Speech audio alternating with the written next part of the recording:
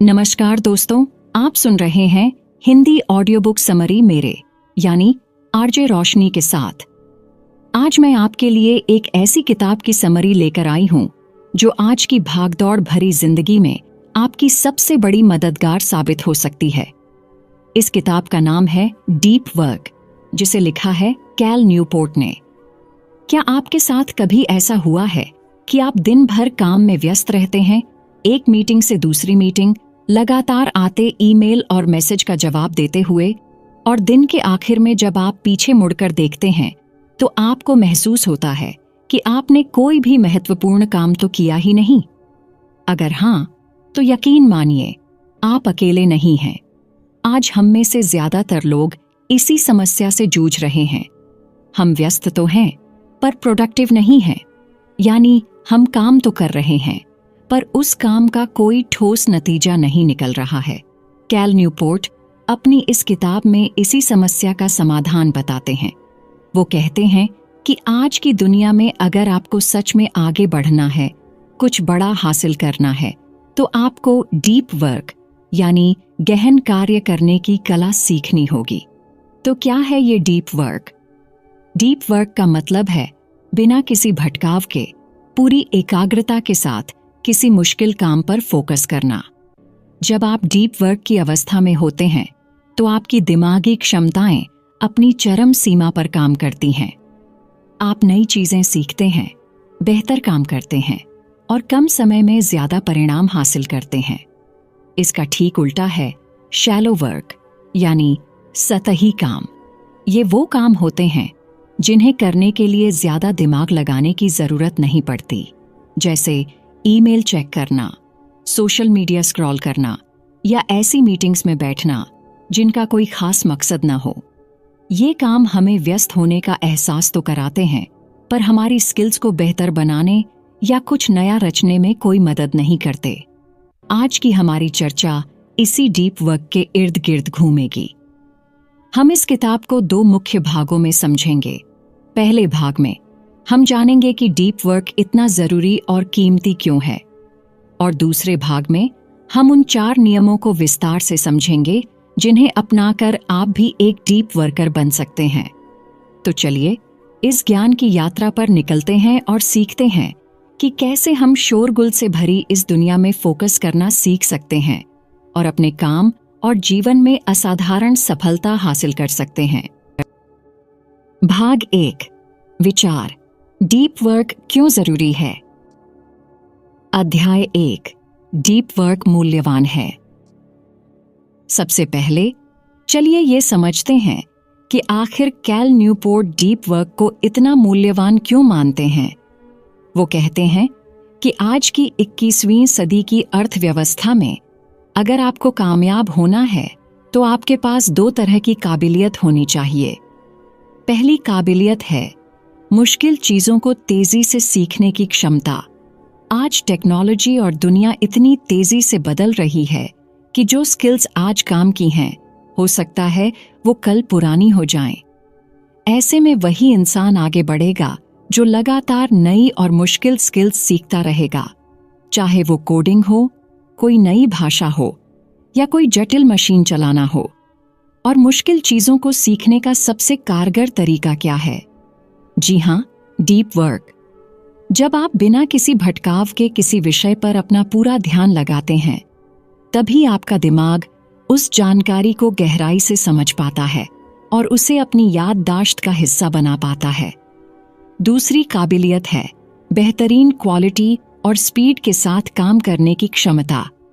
आज के बाजार में सिर्फ काम पूरा करना काफी नहीं है। आपको सबसे अच्छा काम और वो भी तेजी से करके देना होगा। सोचिए, एक लेखक जो महीनों तक एक किताब लिखने में लगा रहता है और दूसरा लेखक जो डीप वर्क की मदद से कुछ ही हफ्तों में उससे बेहतर किताब लिख देता है। कौन ज्यादा सफल होगा? जाहिर सी बात है, दूसरा वाला। डीप वर्क आपको अपनी कला में माहिर बनाता है। यह आपको साधारण से असाधारण बनाता है। जब आप घंटों तक पूरी एकाग्रता से काम करते हैं तो आप उस काम की बारीकियों को समझ पाते हैं और एक ऐसा आउटपुट तैयार करते हैं जिसे दोहराना मुश्किल होता है। तो संक्षेप में, डीप वर्क आपको तेजी से सीखने और बेहतरीन काम करने की सुपर पावर देता है, और यही दो चीजें आज के दौर में सफलता की कुंजी हैं।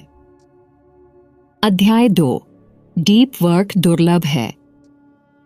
अब सवाल यह उठता है कि अगर डीप वर्क इतना ही फायदेमंद है तो हर कोई इसे क्यों नहीं करता?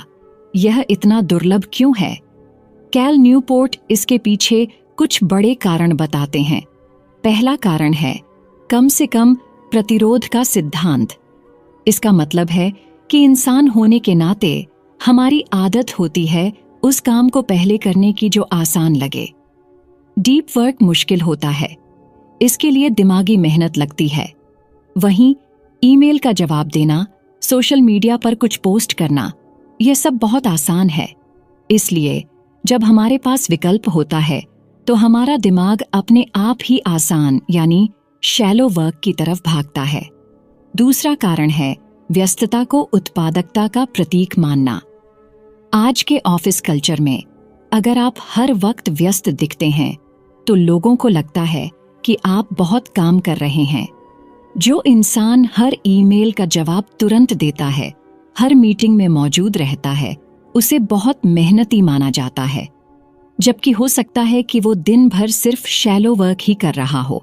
इसके विपरीत, जो इंसान कुछ घंटों के लिए अपना दरवाजा बंद करके या नोटिफिकेशन ऑफ करके डीप वर्क कर रहा है, उसे लोग आलसी या टीम प्लेयर न समझने की गलती कर सकते हैं।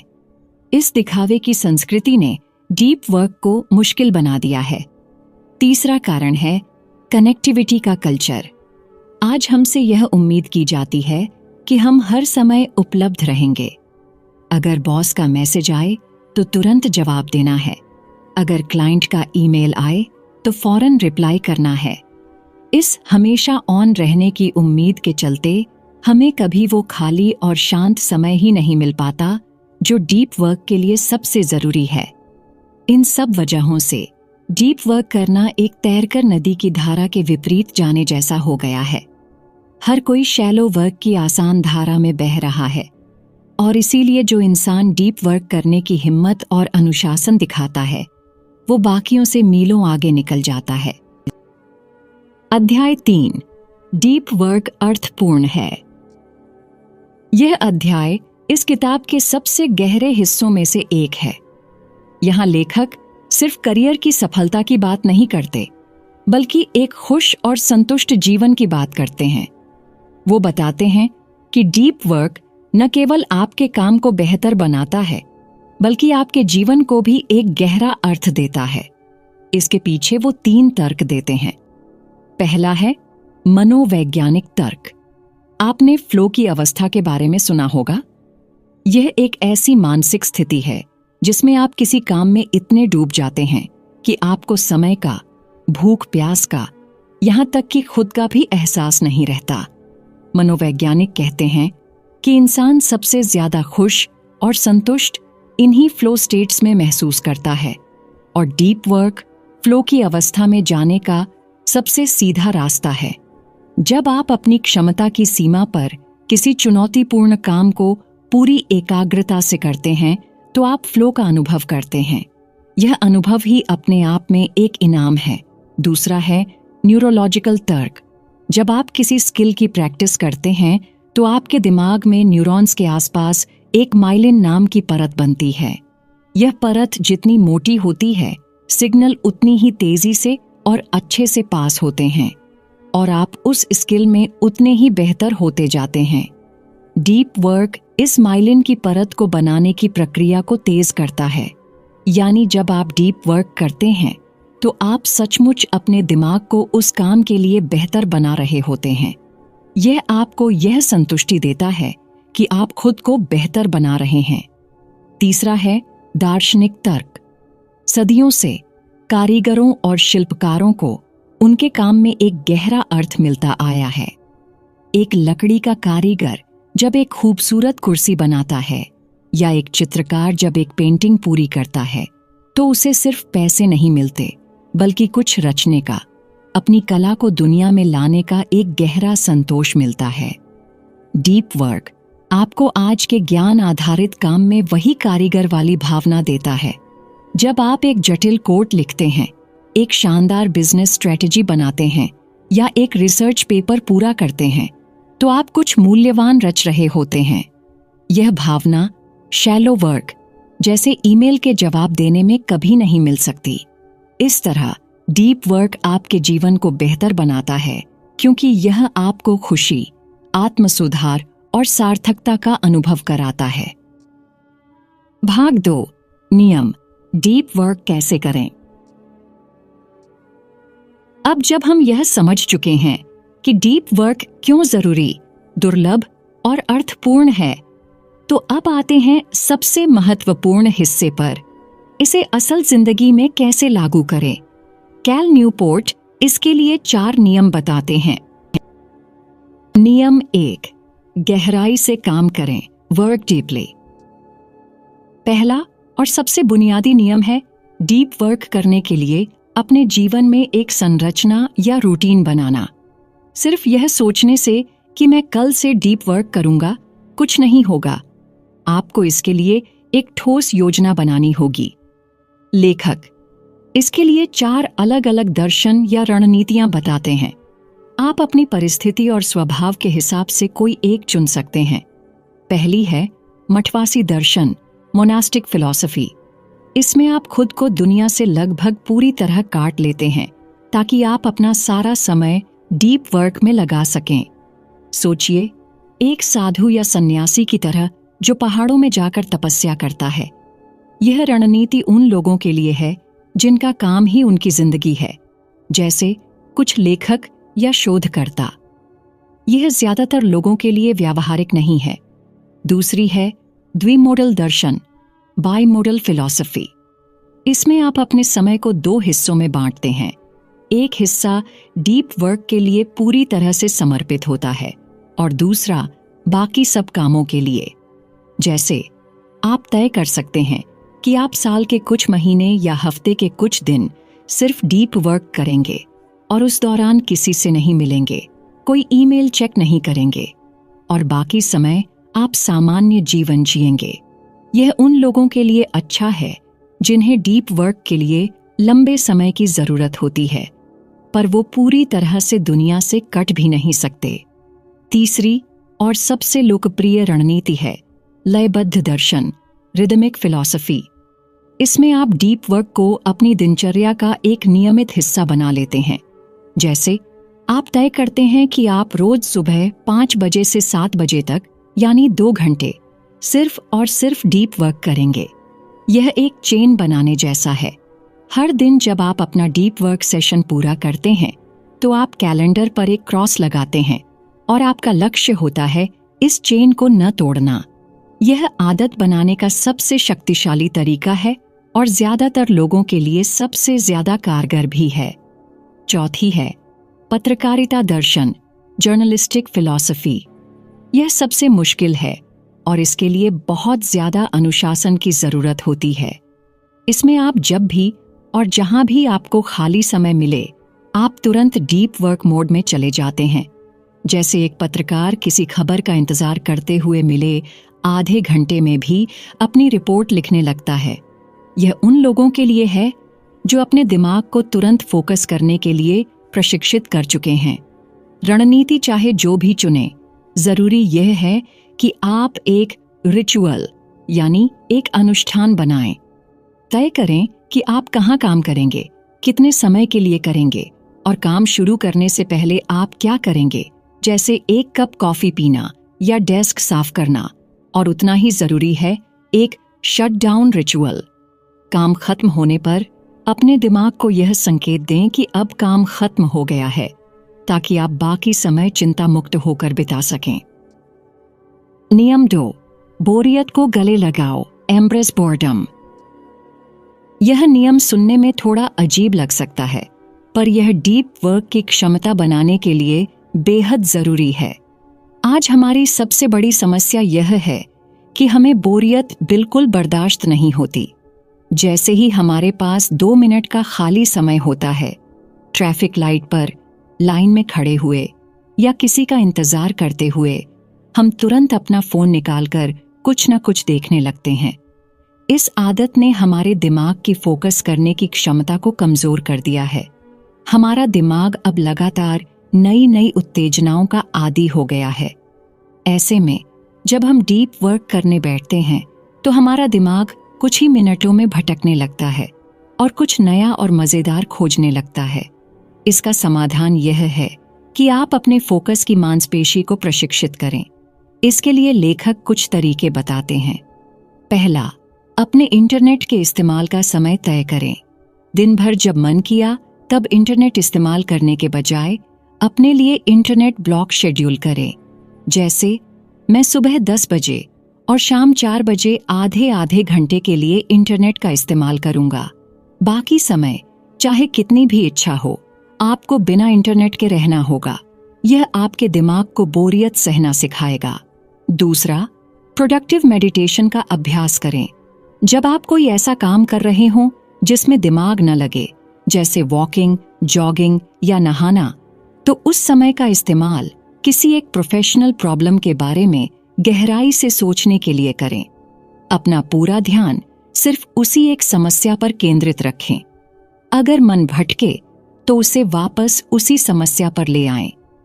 यह चलते फिरते ध्यान लगाने जैसा है जो आपकी एकाग्रता को बढ़ाता है। यह नियम आपको सिखाता है कि जिस तरह एक एथलीट अपनी बॉडी को ट्रेन करता है, उसी तरह आपको अपने दिमाग को भी फोकस करने और बोरियत को सहन करने के लिए ट्रेन करना होगा। नियम 3, सोशल मीडिया छोड़ दो। Quit social media. यह इस किताब का सबसे विवादास्पद लेकिन सबसे शक्तिशाली नियमों में से एक है। लेखक यह नहीं कह रहे कि सोशल मीडिया बुरा है। वो कहते हैं कि हमें सोशल मीडिया के इस्तेमाल को लेकर एक कारीगर वाला दृष्टिकोण अपनाना चाहिए, न कि कोई भी लाभ वाला। कोई भी लाभ वाला दृष्टिकोण कहता है कि मैं इस टूल का इस्तेमाल करता हूं क्योंकि इससे मुझे कोई ना कोई फायदा तो मिलता है। जैसे मैं फेसबुक पर हूं ताकि मैं पुराने दोस्तों के संपर्क में रह सकूं, या मैं ट्विटर पर हूं ताकि मुझे खबरें मिलती रहें। इस तर्क के हिसाब से तो लगभग हर टूल फायदेमंद है, लेकिन कारीगर वाला दृष्टिकोण अलग है।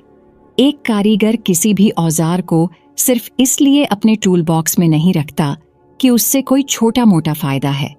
वो उसी औजार को रखता है जो उसके मुख्य काम के लिए बेहद जरूरी है और जिसका फायदा उसके नुकसान से कहीं ज्यादा है। लेखक आपको यही दृष्टिकोण अपनाने को कहते हैं। अपने आप से पूछिए, क्या फेसबुक, इंस्टाग्राम या ट्विटर का इस्तेमाल आपके उन मुख्य प्रोफेशनल लक्ष्यों को पाने में सीधे तौर पर और बड़े पैमाने पर मदद कर रहा है जिनके लिए आप डीप वर्क करना चाहते हैं? अगर जवाब साफ तौर पर हाँ नहीं है, तो आपको उसे छोड़ने पर विचार करना चाहिए। इसके लिए वो एक 30 दिन के प्रयोग का सुझाव देते हैं। 30 दिनों के लिए अपने सोशल मीडिया अकाउंट्स को अस्थायी रूप से डीएक्टिवेट कर दें। किसी को बताएं नहीं, बस गायब हो जाएं। 30 दिन बाद खुद से 2 सवाल पूछें। 1, क्या पिछले 30 दिन मेरे लिए बहुत ज्यादा खराब थे क्योंकि मैं सोशल मीडिया का इस्तेमाल नहीं कर पाया? 2, क्या किसी को इस बात की परवाह थी कि मैं सोशल मीडिया पर नहीं था? ज्यादातर मामलों में आपको एहसास होगा कि आपकी जिंदगी बिना सोशल मीडिया के भी अच्छी चल रही थी और किसी को आपके न होने से कोई खास फर्क नहीं पड़ा। यह प्रयोग आपको यह समझने में मदद करेगा कि ये टूल्स आपकी जिंदगी में उतने जरूरी नहीं हैं जितना आप सोचते हैं। ये आपके सबसे कीमती संसाधन, आपके समय और ध्यान को खा रहे हैं। नियम 4, सतही कामों को कम करो। Drain the shallows. Deep work का आखिरी नियम शैलो वर्क को मैनेज करने के बारे में है। हम अपनी जिंदगी से शैलो वर्क को पूरी तरह खत्म नहीं कर सकते। कुछ ईमेल, मीटिंग्स और प्रशासनिक काम जरूरी होते हैं, लेकिन हम उन्हें नियंत्रित जरूर कर सकते हैं ताकि वो हमारे पूरे दिन पर हावी न हो जाएं। इसका लक्ष्य है डीप वर्क के लिए ज्यादा से ज्यादा समय निकालना। इसके लिए लेखक कई रणनीतियां बताते हैं। पहली, अपने दिन के हर मिनट को शेड्यूल करें। एक खाली डायरी लें और दिन की शुरुआत में ही सुबह 9 बजे से शाम 5 बजे तक के हर घंटे को ब्लॉक में बांट दें। तय करें कि किस ब्लॉक में आप डीप वर्क करेंगे, किस में ईमेल चेक करेंगे, किस में लंच करेंगे और किस में मीटिंग करेंगे। इसका मतलब यह नहीं है कि आपको रोबोट बन जाना है। योजनाएं बदलती हैं। अगर कोई अनियोजित काम आ जाए तो बस कुछ मिनट निकालकर अपने बाकी दिन के शेड्यूल को फिर से व्यवस्थित कर लें। इसका मकसद इरादे के साथ जीना है, न कि बस जो काम सामने आए उसे करते जाना। दूसरी, अपने कामों की गहराई को मापें। खुद से पूछें, इस काम को करने के लिए एक होशियार कॉलेज ग्रेजुएट को ट्रेनिंग देने में कितना समय लगेगा, जिसे इस फील्ड का कोई अनुभव नहीं है? अगर जवाब है कुछ हफ्ते या उससे कम, तो यह एक शैलो वर्क है। अगर जवाब है कई महीने या साल, तो यह एक डीप वर्क है। यह नजरिया आपको यह पहचानने में मदद करेगा कि कौन सा काम सच में आपकी ऊर्जा और समय का हकदार है। तीसरी, खुद को कम उपलब्ध बनाएं। लोगों के लिए आपसे संपर्क करना थोड़ा मुश्किल बनाएं। जैसे अपने ईमेल में एक नोट डालें कि आप दिन में सिर्फ 2 बार ईमेल चेक करते हैं। लोगों को बताएं कि अगर काम बहुत जरूरी हो तभी फोन करें। यह लोगों को सिखाएगा कि वो आपके समय की इज्जत करें। चौथी और आखिरी रणनीति है फिक्स्ड शेड्यूल प्रोडक्टिविटी। अपने लिए काम खत्म करने का एक कठोर समय तय करें। जैसे मैं शाम 5:30 बजे के बाद काम नहीं करूंगा। अब इस लक्ष्य को ध्यान में रखकर अपने दिन की योजना बनाएं। यह सीमा आपको मजबूर करेगी कि आप फालतू के कामों को ना कहना सीखें और अपने समय का सबसे कुशल तरीके से इस्तेमाल करें। आपको एहसास होगा कि आप 8 घंटे का काम 6 घंटे में भी कर सकते हैं, अगर आप फोकस के साथ करें। तो दोस्तों, यह थी कैल न्यूपोर्ट की बेहतरीन किताब डीप वर्क की विस्तृत समरी। इस किताब का सार यही है कि आज की विचलित दुनिया में गहराई से ध्यान केंद्रित करने की क्षमता एक सुपर पावर की तरह है। ये न केवल आपको अपने करियर में असाधारण सफलता दिलाएगी, बल्कि आपके जीवन को और अधिक सार्थक और संतुष्ट भी बनाएगी। हमने सीखा कि डीप वर्क मूल्यवान है, क्योंकि यह हमें तेजी से सीखने और बेहतरीन गुणवत्ता का काम करने में मदद करता है। यह दुर्लभ है, क्योंकि हमारी वर्तमान संस्कृति हमें लगातार शैलो वर्क की ओर धकेलती है, और यह अर्थपूर्ण है क्योंकि यह हमें फ्लो, आत्मसुधार और सृजन का आनंद देता है। फिर हमने इसे हासिल करने के 4 नियम सीखे। नियम 1, अपने जीवन में डीप वर्क के लिए एक लय या संरचना बनाएं। नियम 2, बोरियत को गले लगाकर अपने फोकस की मांसपेशी को मजबूत करें। नियम 3, सोशल मीडिया और अन्य डिजिटल विकर्षणों पर कारीगर वाला दृष्टिकोण अपनाएं। और नियम 4, अपने दिन को शेड्यूल करके और शैलो वर्क को सीमित करके डीप वर्क के लिए जगह बनाएं। डीप वर्क कोई जन्मजात प्रतिभा नहीं है, यह एक कौशल है जिसे मेहनत और अभ्यास से विकसित करना पड़ता है। शुरुआत में यह मुश्किल लगेगा, लेकिन धीरे धीरे यह आपकी आदत बन जाएगा। तो चलिए, आज से ही अपने जीवन में डीप वर्क को जगह देते हैं। अपने फोन को दूर रखें, विकर्षणों को बंद करें और किसी एक महत्वपूर्ण काम पर अपना पूरा ध्यान केंद्रित करें। आप खुद देखेंगे कि कैसे आपकी उत्पादकता, आपकी रचनात्मकता और आपके जीवन की गुणवत्ता में एक जादुई बदलाव आता है। इस महत्वपूर्ण चर्चा में मेरे साथ बने रहने के लिए आपका बहुत बहुत धन्यवाद।